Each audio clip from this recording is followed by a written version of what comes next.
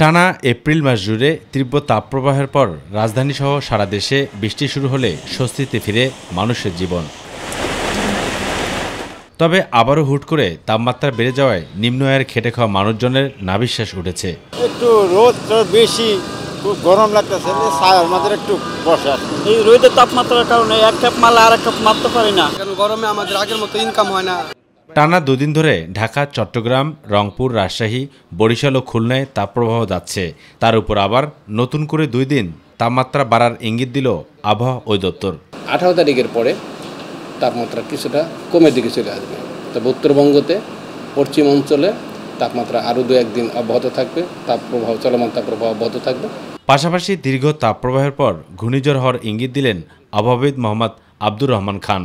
একই সাথে দিলেন স্বস্তির বার্তাও। 19 তারিখের পর থেকে দেশের বিভিন্ন অংশে বিচ্ছিন্নভাবে বৃষ্টিপাতের প্রবণতা শুরু হলে তাপমাত্রা কমে আসবে। মে মাসের 22 অথবা 23 তারিখে দক্ষিণ বঙ্গোপসাগরে একটু লঘুচাপ সৃষ্টি হতে পারে, এখনও কিন্তু সেই ধরনের সৃষ্টি হয়নি।